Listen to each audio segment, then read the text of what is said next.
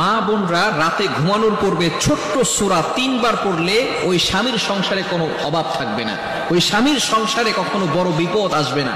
আল্লাহ পাক রব্বুল আলামিন অভাব দূর করে দিবেন। আল্লাহ পাক রব্বুল আলামিন ওই সংসার থেকে বিপদ বালা মুসিবত, প্রটেক্ট ফ্রম অল অ্যাক্সিডেন্ট, সকল বিপদ আপদ থেকে, দুর্ঘটনা অ্যাক্সিডেন্ট থেকে আল্লাহ তাআলা হেফাজত করবেন। এই সূরাটি হচ্ছে সূরাতুল ইখলাস। কিভাবে পড়বেন বলছি। সূরাতুল ইখলাস এতটা ফজিলতপূর্ণ, আল্লাহ পাক রব্বুল আলামিনের পরিচয় এখানে রয়েছে। রাতে ঘুমানোর আগে আমরা সূরা ইখলাস 3 বার পড়ব। কতবার? হাদিসের ভিতরে এসেছে কোন ব্যক্তি যদি সূরা ইখলাস একবার পাঠ করে কোরআন শরীফের 10 পারা পড়লে যে সওয়াব হয়, সেই সওয়াব আল্লাহ তাআলা তার আমলনামায় দিয়ে দিবে। বলেন সুবহানাল্লাহ।